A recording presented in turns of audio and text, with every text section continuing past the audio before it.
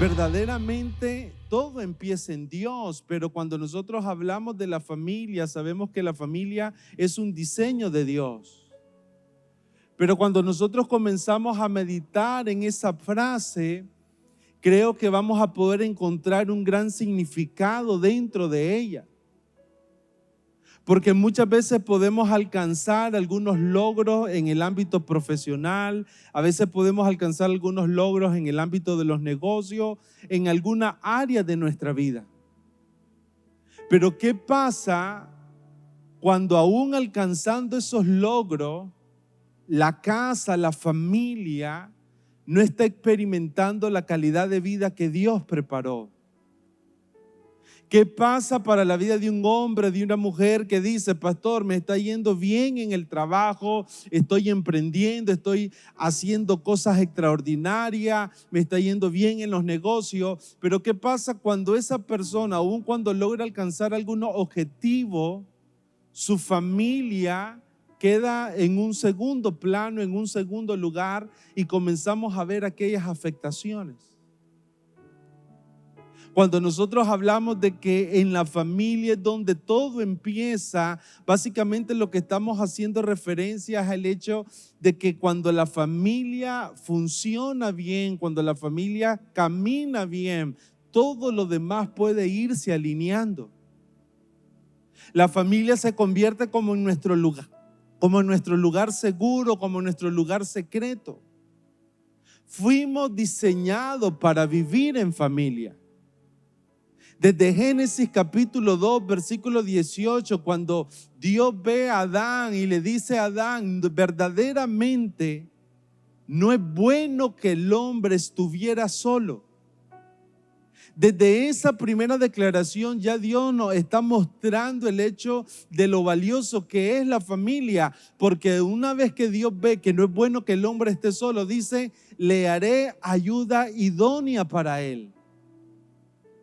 Y esa palabra idónea quiere decir alguien capaz, alguien suficiente, alguien que nos complementa. Esa palabra idónea es esa persona, en este caso la mujer, que se convierte en una persona que tiene todo lo necesario para realizar una función y cumplir un objetivo. Cuando Dios dice: no es bueno que el hombre esté solo, le haré ayuda idónea, lo que está haciendo Dios es básicamente dando anuncio a lo que iba a ser la construcción de la familia, la construcción del hogar.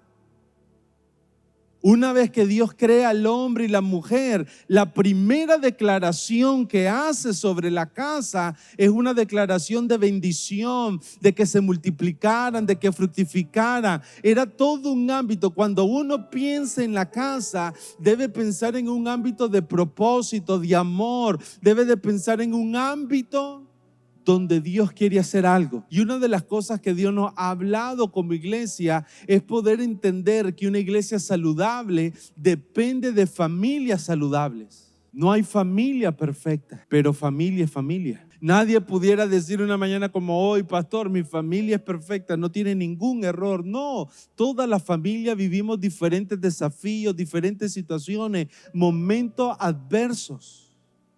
Como matrimonio hay situaciones complejas, el ponerse de acuerdo, el podernos conectar. A veces suceden situaciones que nos afectan, pero aunque no hay familia perfecta, sí tenemos el entendimiento que podemos avanzar en un caminar donde nuestra familia puede ser saludable, puede ser funcional. Podemos creer una mañana como hoy que podemos levantar la casa para alcanzar todo lo que Dios ha preparado. Dice el Salmo 127:1. Porque hoy quisiera que pudiéramos continuar viendo cómo nosotros edificamos. Salmo 127:1 dice: si Jehová no edificare la casa. Preste atención aquí conmigo. ¿Cuántos de nosotros pensamos en la familia como algo que requiere edificarse a diario? Sabe, como pastor he casado a muchas personas. Es emocionante ver cuando una pareja se está casando, la emoción, la pasión. Algunos lloran, algunos casi se desmayan en la boda. Uno puede ver toda la intensidad que ellos tienen. Uno puede verlo a ellos semana antes de celebrar la boda, y uno ve el esfuerzo, la intensidad, la preparación. Todo se centra en la boda, pero yo me hacía esta pregunta: ¿cuántos verdaderamente saben que la boda apenas es el principio de una carrera, de una construcción que se edifica a diario? ¿Cuántos verdaderamente nosotros sabemos que cada mañana que nos levantamos, todo lo que compartimos a lo largo del día, en la noche, como familia, como casa, son escenarios, son ambientes para edificar, para construir? El salmista está diciendo algo muy importante. Primero, la vida de la casa se necesita edificar, se necesita construir. Cuando hablamos de edificar, estamos hablando de levantar algo, de poder colocar un fundamento firme para después levantar, para después establecer. Edificar quiere decir desarrollar, expandir, crecer, construir. La vida de un matrimonio se construye, la vida en familia se edifica. Es importante lo que está diciendo el salmista. Esto no solamente requiere una buena intención. Las personas que se casan con una buena intención, pero ahora vamos a avanzar a un nivel más profundo de entendimiento. ¿Cuál es ese nivel más profundo? Comprender que nuestra familia, cada momento, de lunes a domingo, podemos edificar, podemos construir, podemos mejorar.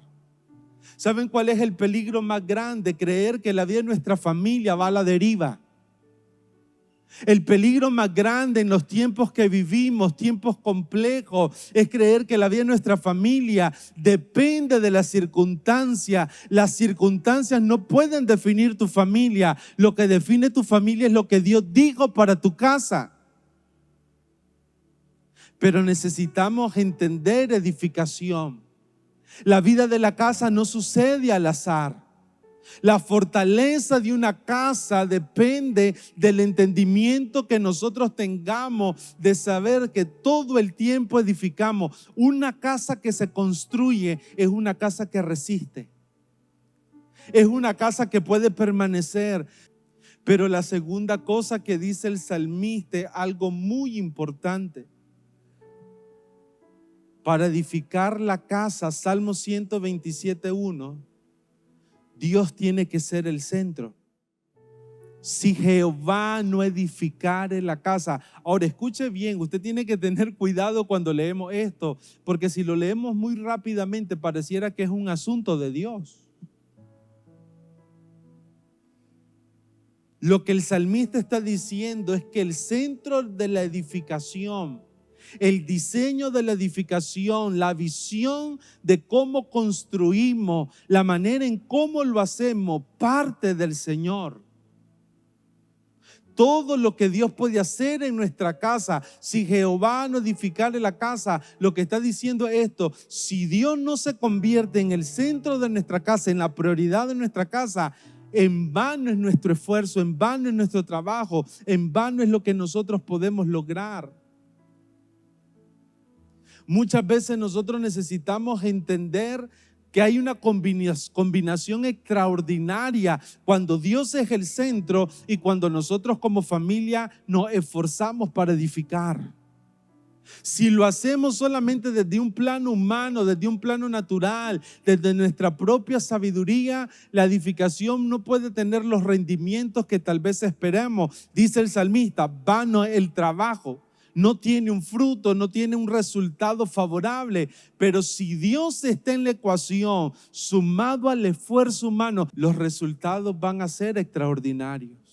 Cuando uno piensa en la familia, hay muchos elementos en la familia que lo vuelve un desafío. Una familia está compuesta por personas diferentes. Un esposo no puede pensar que su esposa va a hacer igual que él, una esposa, uno de los grandes conflictos en el matrimonio, ¿sabe cuál es? Cuando el esposo quiere cambiar a la esposa que sea como él, o cuando el esposo quiere que su esposa sea como él, o la esposa quiere que él sea como ella.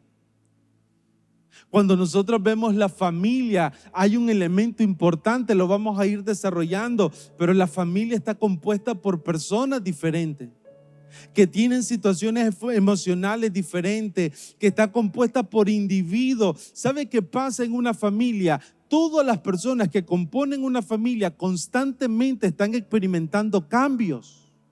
El esposo cambia, la esposa cambia, los hijos están experimentando cambio. Y cuando uno comienza a ver todo esto, edificar se vuelve un desafío, porque en la familia se construyen momentos que cuando llegan los tiempos difíciles te van a sostener.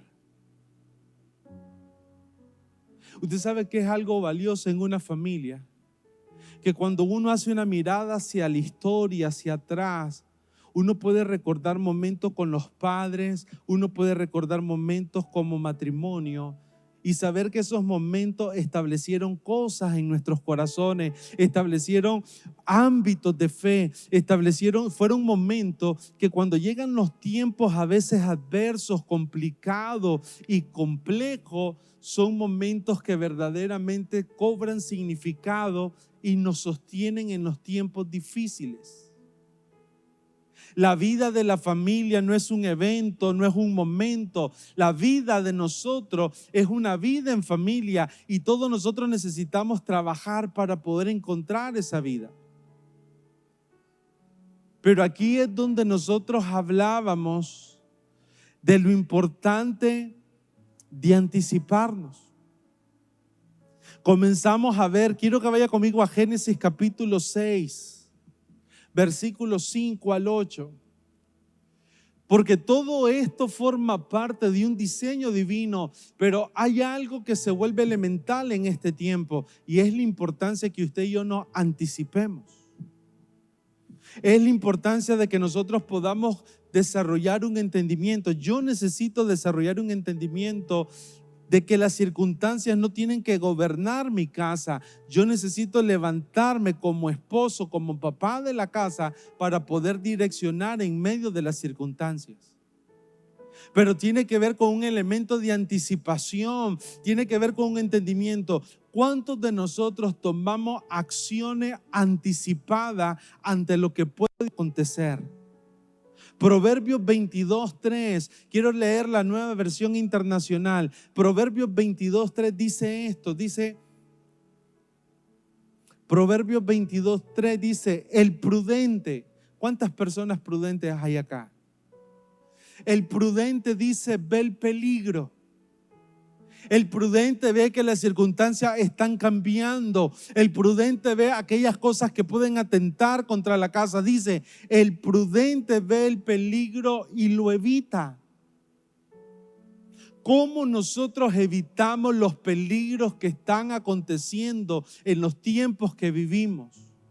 ¿Cómo evitamos una economía en crisis? ¿Cómo evitamos un problema de salud global, nacional y mundial? ¿Cómo evitamos todas aquellas situaciones que están aconteciendo aún en contra del diseño de la familia? Porque hay una agenda contra el diseño de la familia. ¿Cómo nosotros hacemos para evitar el peligro? Dice, el prudente ve el peligro y lo evita, pero el inexperto, ¿sabe qué significa esa palabra inexperto? Ingenuo.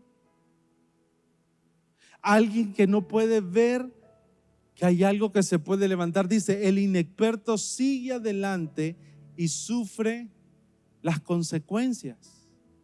Cuando nosotros vemos la historia de Noé, Génesis capítulo 6, lo que queremos construir es un entendimiento donde nosotros nos estamos dando cuenta de una condición hoy que es muy parecida a la que Noé vivió.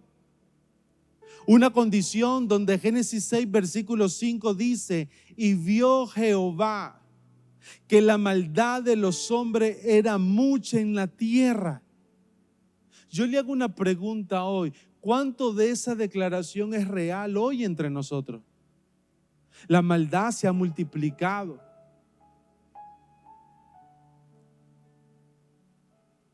Jehová vio que la maldad de los hombres era mucha en la tierra y que todo designio de los pensamientos del corazón de ellos era de continuo solamente el mal. Y se arrepintió Jehová de haber hecho hombre en la tierra y le dolió en su corazón. Diga conmigo, le dolió en su corazón. Cuando yo leía eso, yo pude ver el amor del Padre ahí. ¿Cuántos ven el amor del Padre ahí? Yo veo dos cosas ahí. Cada circunstancia que pasa contigo, Dios la ve.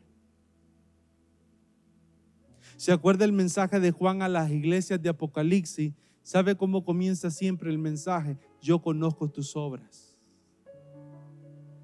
A veces podemos tener la idea errada que Dios no está en el asunto. Dios dice, los ojos de Jehová contemplan toda la tierra para demostrar su poder a aquellos que tienen corazón perfecto. ¿Cuántos corazones perfectos hay acá?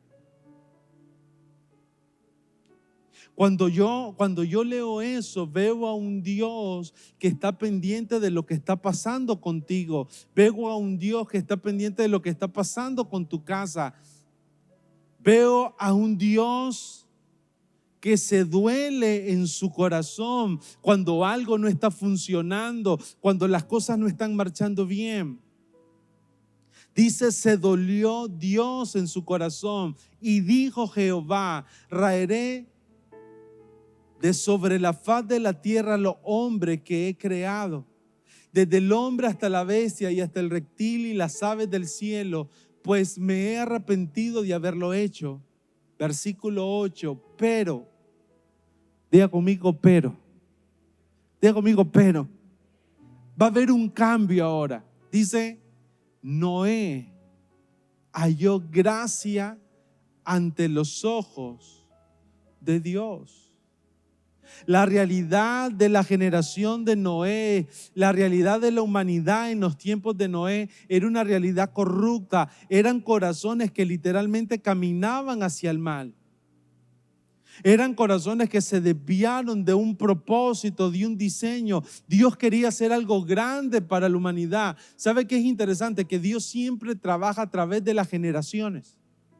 Dios siempre va a trabajar a través de la familia, pero cuando Dios ve que la maldad toma lugar en el corazón del hombre, Dios tiene que hacer algo porque Dios es un Dios justo. Sin embargo, aún en todo lo que Dios va a hacer para poder restaurar la justicia, para poder traer su santidad, para que el plan no se aborte, porque en medio de la maldad el plan de Dios no se puede establecer. En medio de todo el juicio que Dios va a hacer, Dios levanta un arca de salvación. Dios abre una puerta de oportunidad. Dios abre un ámbito de redención. ¿Sabe qué uno puede ver en la historia de Noé? Un ámbito de un Dios que hace justicia, pero que a todos nos da la oportunidad de que aun cuando la maldad se multiplique, usted pueda vivir en un diseño de Dios diferente. ¿Sabe que uno puede ver en la historia de Noé? Puede ver a un Noé que aun cuando Dios iba a levantar un juicio, hay un Dios que nos ama tanto que en medio de la maldad Dios preserva a tu familia. Dios preserva nuestra casa. Esa es una de las cosas más importantes, pero hay un sentido de anticipación de Noé, porque cuando Noé comienza a construir el arca, cuando Dios le da la instrucción, Noé tenía 480 años. El proceso de construcción duró aproximadamente 120 años, 120 años Noé moviéndose en fe, construyendo una arca en un tiempo donde nunca había llovido. Sin embargo, era la acción redentora de Dios para preservar nuestra casa. Pero ¿qué es lo que se hace vital acá? ¿Cuántos de nosotros estamos construyendo nuestra familia? ¿Cuántos de nosotros nos estamos anticipando? ¿Cuántos de nosotros podemos reconocer hoy que no podemos quedarnos pasivos ante lo que está sucediendo? ¿Cuántos de nosotros estamos diciendo, tal vez las circunstancias se ven complejas, no muy claras, pero nos estamos levantando en fe, como Noé se levantó y comenzó a construir, y no nos estamos dejando gobernar por lo que está pasando? Yo he visto personas que se desaniman. Yo he visto personas que literalmente, cuando las situaciones se vuelven muy adversas, utilizan aquella famosa frase: pastor, estoy a punto de tirar la toalla. Pero lo que uno puede ver es que Dios halló gracia en Noé. Qué maravilloso sería que si hoy Dios nos está viendo acá donde usted está, Dios pueda decir de nosotros: hay un hombre, una mujer que ha encontrado gracia. Que Dios pueda reconocer en nosotros, como reconoció en Noé, un hombre justo, un hombre perfecto en sus generaciones. Perfecto no es alguien ausente de error. Perfecto es alguien que está consciente de una obra que se va perfeccionando, que conscientemente todos los días está peleando, batallando en su espíritu contra su carne para agradar a Dios. Alguien perfecto es alguien que tiene un corazón, que tiene una intención, una acción plena de agradar a Dios. Qué maravilloso sería que Dios dijera de nosotros, como dijo de Noé: Noé fue un hombre que caminó con Dios. ¿Cuántos de nosotros pudiéramos decir? Porque parte de la construcción del arca era ser una persona que caminara con Dios. Segunda de Pedro 2:5 dice: y si no perdonó al mundo antiguo, sino que guardó a Noé. Noé se convirtió, dice, en un pregonero de justicia. Esa palabra pregonero es como un predicador de justicia. Es una persona que proclama un mensaje importante públicamente. Noé se convirtió en alguien. ¿Saben qué hizo Noé en los 120 años de construcción? Primero, obviamente, construir, pero lo segundo fue esto: fue una voz a una sociedad que literalmente iba rumbo al desastre. Cuando yo leía eso, decía: qué maravilloso sería que las familias diosanas fueran familias que pregonamos la justicia de Dios. Que nuestra vida, la vida del hogar, es como un anuncio público a las personas, y que las personas puedan decir: no, verdaderamente funciona vivir para Dios. Que cuando alguien en tu trabajo o cuando alguien me mire a mí, pueda decir la persona: no, él es un hombre, una mujer justa, ellos tienen una familia saludable. Usted sabe el impacto que eso tiene en una sociedad para que las personas se puedan volver a Dios. ¿Por qué Noé se convirtió en alguien que pregonó, que anunció, que Dios lo utilizó para predicar un mensaje y hacer una advertencia que venía de parte de Dios? Porque Noé halló gracia, porque Noé hizo lo que Dios le había pedido. Dios nos quiere preservar, amén, pero necesitamos construir. Dios quiere edificar nuestro hogar, pero necesitamos comenzar a poder ver un diseño de construcción. Cuando uno ve la historia de Noé, es una historia que la encontramos en el Antiguo Testamento, pero es una historia que también tiene una revelación para los tiempos futuros, para los tiempos que pudiéramos estar viviendo hoy. ¿Y cuál es la revelación? Lo que dice Mateo 24:37. Jesús responde la pregunta de sus discípulos acerca de los tiempos finales. Los discípulos tienen una conversación larga con Jesús y los discípulos le preguntan: ¿cuándo será el final de estas cosas? Y la respuesta de Jesús fueron una serie de acontecimientos. Jesús comenzó a narrar todas las cosas que iban a acontecer cuando los tiempos finales se comenzaran a manifestar y estuviera pronto la venida del Hijo del Hombre, su regreso. Pero Mateo 24:37, en medio de toda esa narración, Jesús dice: mas como en los días de Noé, así será la venida del Hijo del Hombre. Porque como en los días antes del diluvio estaban comiendo y bebiendo, casándose y dando en casamiento hasta el día en que Noé entró en el arca. Versículo 39. A mí me golpea la palabra que comienza el versículo 39. Dice: no entendieron.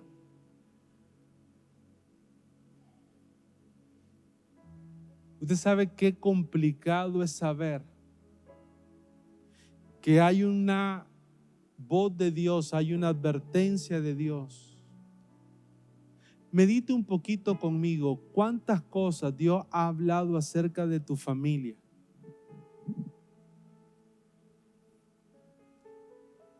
De cambios que hay que hacer, de acciones que hay que comenzar a emprender, de oportunidades que necesitas tomar, de asuntos que tienen que ver con debilidades de tu casa.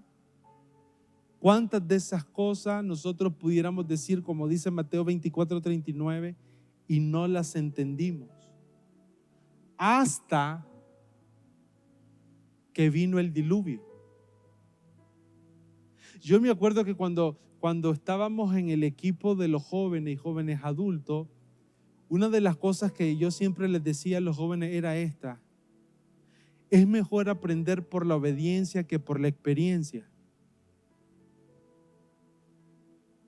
Es mejor aprender porque escuchamos la orientación, escuchamos la instrucción. Alguien nos dijo: este es el camino, esta es la mejor forma. Alguien llegó y se te acercó y te dijo: ¿sabes qué? Puedo ver que la relación matrimonial necesita una mejora, necesitas conexión, comunicarte. Muchos de nosotros a veces necesitamos mejorar en alguna área de nuestra vida familiar.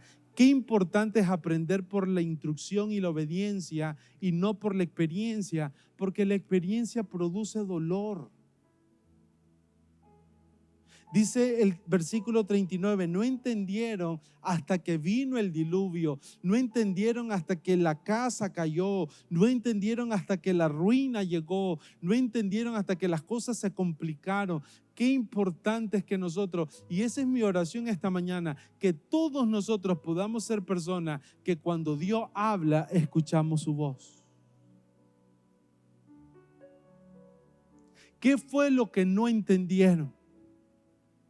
¿Qué fue lo que no entendió la generación de Noé? Una generación que se llevó y estaba dirigida en su corazón hacia lo malo. ¿Qué es lo que no está entendiendo la generación que nosotros tenemos en este año? ¿Qué es lo que no está entendiendo el mundo hoy? ¿Qué es lo que no están entendiendo las personas hoy? ¿Por qué la maldad se ha multiplicado? Por una sola cosa: sacamos a Dios de nuestra vida.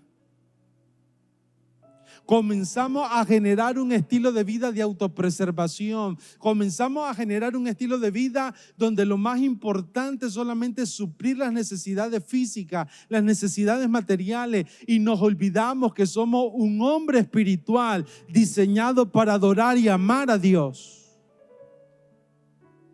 Cambiamos de enfoque. ¿Saben cuál era una de las señales de Mateo 24? En los tiempos finales el amor de muchos se enfriará. Algunas personas dijeron, muchas personas no regresaron a la iglesia a nivel mundial. Hay estadísticas que son sorprendentes, donde un 40% aproximadamente no van a regresar a la iglesia. Y algunos dijeron, lo hicieron por temor, lo hicieron por la pandemia, lo hicieron por los problemas económicos. Pero cuando uno va un poquito más profundo, uno se va a dar cuenta de una sola cosa: la prioridad en el corazón muchas veces cambió. El amor por Dios, así como cuando Dios le dice a través de Juan en Apocalipsis 2 a la iglesia de Éfeso: solo una cosa tengo contra ti, tu amor se enfrió. Has perdido tu primer amor. Has perdido la pasión por Dios. Hemos perdido la visión espiritual por Dios. Cuando uno lee Mateo 24, 37 y 39, ¿qué es lo que Dios nos está hablando? ¿Qué es lo que necesitamos reedificar hoy? Hay una cosa importante. Si Dios no edifica la casa, si Dios no es el centro de nuestra vida, si el amor de todo lo que nosotros hacemos no se centra en Dios, ¿saben cuál es una característica del mundo de hoy? El amor hacia sí mismo. Un mundo materialista, un mundo que literalmente se fue alejando de Dios. ¿Qué representaban los días de Noé? Una vida sin Dios. ¿Qué representan los días de Noé? Una casa, una persona donde el centro no es Dios, es uno mismo. ¿Qué representan los días de Noé para nosotros hoy? Un estilo de vida, un diseño de vida donde lo más importante no es lo espiritual.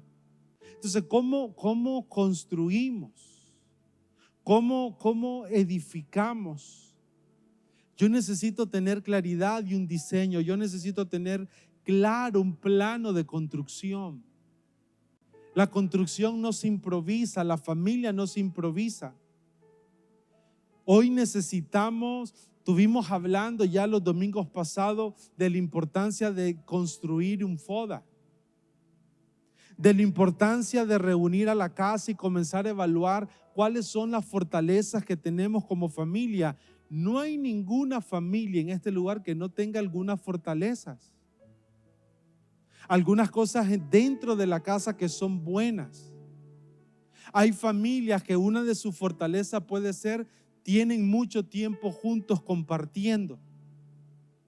Destinan tiempo a lo largo de la semana para compartir juntos. Esa es una fortaleza. Pero también el FODA nos habla de aquellas cosas que vienen. Fortalezas y debilidades tienen que ver con asuntos internos de la familia. Pero cuando hablamos ya de las oportunidades y las amenazas, tiene que ver con los asuntos externos. ¿Sabe qué creo yo? Dios va a abrir oportunidades para usted y para mí. ¿Cuántos creen eso? Dios va a abrir oportunidades. Eclesiastés dice, o por tiempo y oportunidad acontecen a todos. Yo necesito comenzar a reconocer aquellas oportunidades que pueden venir por algunos agentes externos, circunstancias externas, pero que como aprendimos igualmente los jueves, cada oportunidad se aprovecha cuando estamos preparados. Yo necesito poder evaluar las amenazas que pueden llegar. Yo necesito poder revisar la parte financiera de la casa. ¿Cuáles son las oportunidades que tengo para mejorar, para poder tener un mejor hogar? ¿O cuáles son las amenazas que pudieran llegar en el orden financiero? Una deuda, alguna situación que pueda traer un desajuste en la casa. Ezequiel 43, 10 y 11 dice: Tú, hijo de hombre, muestra a la casa de Israel esta casa. Avergüéncense de sus pecados y midan el diseño de ella. Si se avergonzaren de todo lo que han hecho, ¿saben lo que está diciendo Dios? Este es el paso número 1 para construir. Ahí estaba hablando también del templo que iban a construir, pero este es el paso número 1. ¿Cuántos quieren construir su familia? Paso número 1. Pero el paso posterior a eso es lo que dice Ezequiel. Esa palabra avergonzarse tiene que ver con un arrepentimiento. No un arrepentimiento, como dice Pablo, del mundo que produce tristeza. El arrepentimiento del mundo produce llanto, produce tristeza, pero no produce cambio.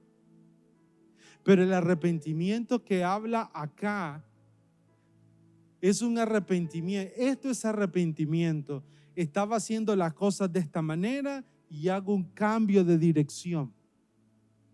Ahora ya no voy a seguir llevando a mi familia de esta manera y hago un giro contrario. ¿Hacia qué? Hacia un diseño. Dice, si se avergonzaran de todo lo que han hecho, hazles entender. ¿Cuál es la fase 1? Otra vez, igual que Noé. Hazles entender el diseño de la casa, su disposición, su salida, sus entradas y toda su forma y todas sus descripciones y todas sus configuraciones y todas sus leyes. Y descríbelo delante de sus ojos. Usted se imagina un papá sentado con sus hijos, enseñando cada instrucción de Dios a sus hijos. Usted sabe cómo la vida de sus hijos podría cambiar. Dice, descríbeles delante de sus ojos. ¿Para qué? Para que guarden toda su forma y todas sus reglas y las pongan ¿por qué usted y yo no nos podemos perder ningún domingo? Porque va a haber una instrucción que si la puedes tomar y ponerla por obra, el destino de tu casa y de tu familia será el destino que Dios preparó para ti. Y lo que Dios preparó es lo mejor. No hay nada mejor que vivir lo que Dios preparó para nosotros. Entonces, mire lo que pasa. Algunos vamos a necesitar ser enseñados. Bueno, todos necesitamos ser enseñados. Esto tiene que convertirse en un servicio de aprendizaje. Esto tiene que convertirse en un servicio donde comenzamos a capturar algunas cosas. Isaías capítulo 30. Isaías capítulo 30, versículo 12 dice: por tanto, el Santo de Israel dice así. ¿Quién está hablando? Dios, a través del profeta. Mire lo que dice: porque desechaste esta palabra y confiaste en la violencia y en la iniquidad, y en ellos habéis apoyado. O sea, está hablando a una generación que hizo dos cosas: rechazó la palabra y confió más en iniquidad, en la violencia, en hacer a las cosas a la manera del mundo, a la manera de la maldad, en tratar de obtener ganancia de forma deshonesta, en tratar de hacer las cosas de maneras incorrectas. Por cuanto en ese comportamiento te apoyaste, dice, o será este pecado como una grieta que amenaza ruina. ¿Cuánto ustedes vieron todo este último tiempo que hubieron varios temblores? Cuando hay un terremoto, hay temblores, a veces se hacen grietas en las paredes. Algunas personas, en vez de corregir la grieta, la tratan de cubrir. Le echan un poco de cemento blanco, masilla, y después la pintan. Pero miren lo que está diciendo el profeta. Dice: extendiéndose en una pared elevada, cuya caída viene súbita y repentina. Esa es una consecuencia, pero hay una causa. Lo que dice el versículo 12: rechazaron mi palabra. Ahí es donde está la diferencia con Noé. La diferencia con Noé es que Noé no rechazó su palabra. ¿Saben? Con esto voy a ir concluyendo. Hebreos, este versículo, después de estudiar Noé, creo que se convirtió ya en uno de los top 10 de los versículos que personalmente hablan mucho a mi vida. Dice Hebreos 11:7. Cuando desechamos la palabra, en Isaías 30 dice: que el rechazar la palabra hace que se abra una fisura y que la ruina pueda llegar de forma repentina.